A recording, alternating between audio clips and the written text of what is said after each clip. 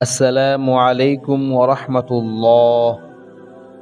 প্রিয় দর্শক, আজ আমরা কোরআন ও হাদিস থেকে এমন গুরুত্বপূর্ণ 10টি আমল জানব, যে আমলগুলো রাসূল সাল্লাল্লাহু আলাইহি ওয়াসাল্লাম স্বয়ং নিজে করতেন এবং সাহাবারাও করতেন, আমাদেরকে করতে বলেছেন। এই আমলগুলো করলে বান্দার জীবন সুন্দর ও বরকতময় হবে। রাসূল সাল্লাল্লাহু আলাইহি ওয়াসাল্লাম বলেন, যে ব্যক্তি প্রত্যেক ফরজ নামাজের পরে এই আমলগুলো যে ব্যক্তি নিয়মিত করবে, সে কখনো ক্ষতিগ্রস্ত হয় না, তার পরিবার ও সংসারে কখনো অভাব অনটন আসবে না, রিজিকের কোনো ঘাটতি পড়বে না। আল্লাহ তাআলা তার ছোট বড় সকল গুনাহ মাফ করে দিবেন। হাতের গুনাহ, পায়ের গুনাহ, চোখের গুনাহ, মুখের গুনাহ, সব গুনাহ মাফ করে দিবেন এবং কিয়ামতের দিন রাসূল সাল্লাল্লাহু আলাইহি ওয়াসাল্লাম তার জন্য সুপারিশ করবেন। প্রিয় দর্শক, বুঝতেই পারছেন আজকের ভিডিওটি কত গুরুত্বপূর্ণ। ভিডিওটি শুরু থেকে শেষ পর্যন্ত অবশ্যই দেখবেন ইনশাআল্লাহ। দর্শক, 10টি আমলের মধ্যে 1 নম্বর আমল হচ্ছে সালাম ফিরানোর পরে কিছুটা জোরে একবার আল্লাহু আকবার বলা, যার অর্থ আল্লাহ মহান, আল্লাহ সর্বশ্রেষ্ঠ। রাসূল সাল্লাল্লাহু আলাইহি ওয়াসাল্লাম প্রত্যেক নামাজের পরে একবার আল্লাহু আকবার বলতেন, এজন্য আমরাও করব ইনশাআল্লাহ। 2 নম্বর, প্রত্যেক ফরজ নামাজের পরে 3 বার ইস্তিগফার অর্থাৎ আস্তাগফিরুল্লাহ, আস্তাগফিরুল্লাহ, আস্তাগফিরুল্লাহ পাঠ করা। হাদিসে আছে, রাসূল সাল্লাল্লাহু আলাইহি ওয়াসাল্লাম যখন সালাত শেষ করতেন তখন তিনি এই ইস্তিগফার পাঠ করতেন, সুবহানাল্লাহ। এজন্য আমরাও পাঠ করব ইনশাআল্লাহ। 3 নম্বর, প্রত্যেক ফরজ নামাজের পরে এই দোয়াটি একবার বলা। দোয়াটি হলো, আল্লাহুম্মা আনতাস সালাম ওয়া মিনকাস সালাম তাবারাকতা ইয়া যাল জালালি ওয়াল ইকরাম। আরেকবার বলি, আল্লাহুম্মা আনতাস সালাম ওয়া মিনকাস সালাম তাবারাকতা ইয়া যাল জালালি ওয়াল ইকরাম। অর্থ হলো, হে আল্লাহ, তুমি শান্তিদাতা এবং তোমার পক্ষ থেকেই শান্তি আসে, তুমি বরকতময়, হে মহৎ ও সম্মানের অধিকারী।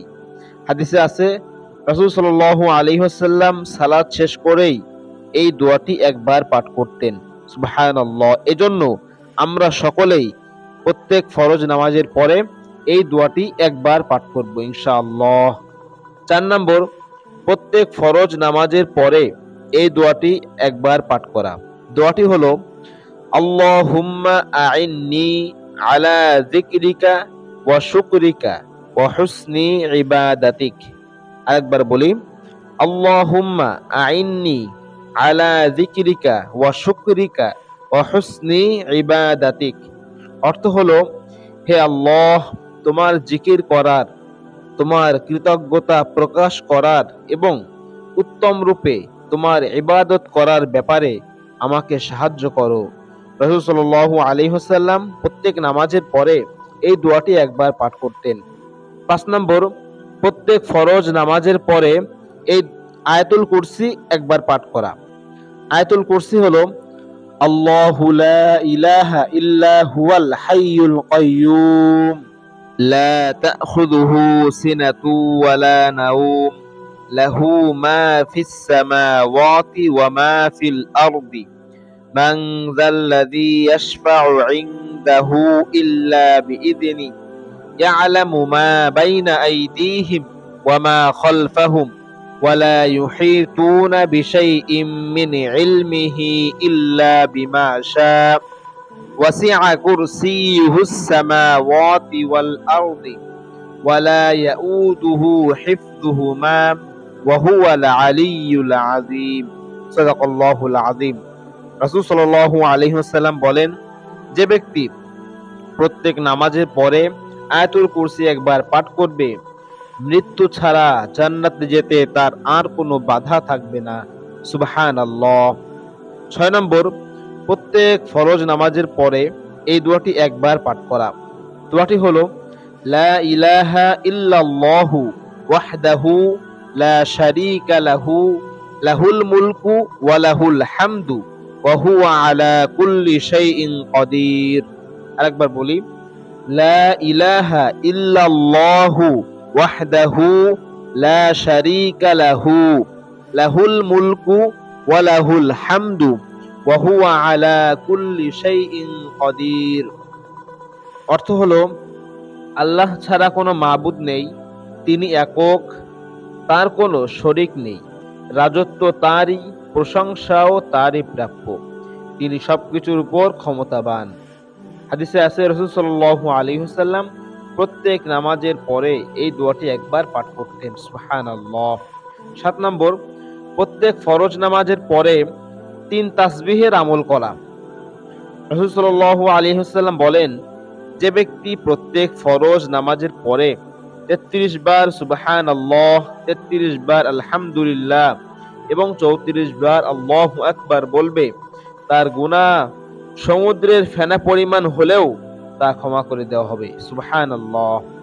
৮ নম্বর, প্রত্যেক ফরজ নামাজের পরে রাসূল সাল্লাল্লাহু আলাইহি ওয়াসাল্লাম আল্লাহর কাছে প্রার্থনা করে এই দোয়াটি বলতেন।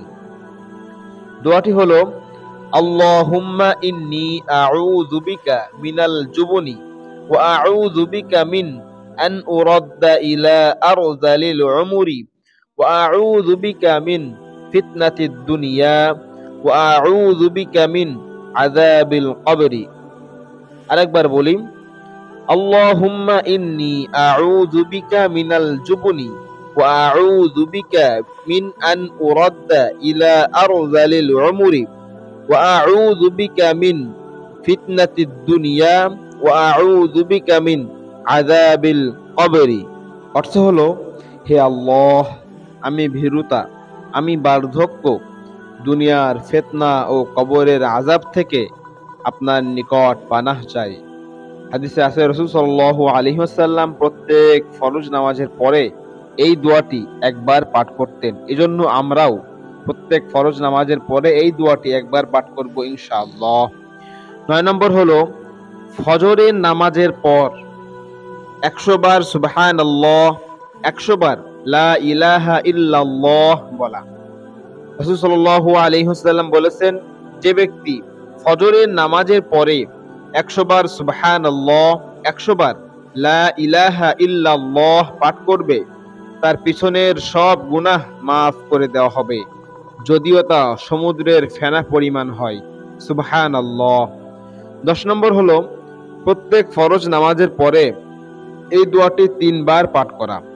দোয়াটি হলো, আল্লাহুম্মা ইন্নী আউযু বিকা মিনাল কুফরি ওয়াল ফাকরি ওয়া আউযু বিকা মিন আযাবিল কবরি লা ইলাহা ইল্লা আনতা। আরেকবার বলি, আল্লাহুম্মা ইন্নী আউযু বিকা মিনাল কুফরি ওয়াল ফাকরি ওয়া আউযু বিকা মিন আযাবিল কবরি লা ইলাহা ইল্লা আনতা। অর্থ হলো, হে আল্লাহ, আমি তোমার কাছে আশ্রয় প্রার্থনা করছি কুফরি ও দারিদ্র থেকে এবং আশ্রয় প্রার্থনা করছি কবরের আযাব থেকে। তুমি ছাড়া ইবাদতের যোগ্য কোনো ইলাহ নেই। এই হলো মোট 10টি আমল, যে আমলগুলো রাসূল সাল্লাল্লাহু আলাইহি ওয়াসাল্লাম ফরজ নামাজের পরে পাঠ করতেন। আল্লাহ তাআলা আমাদের সকলকে এই 10টি আমলের উপর আমল করার তৌফিক দান করুক, আমিন। আজকের ভিডিওটি ছিল এই পর্যন্ত। ভিডিওটি কেমন লেগেছে অবশ্যই কমেন্ট করে জানাবেন, লাইক করবেন, শেয়ার করবেন, সাবস্ক্রাইব করবেন। আসসালামু আলাইকুম ওয়া রাহমাতুল্লাহি ওয়া বারাকাতুহু।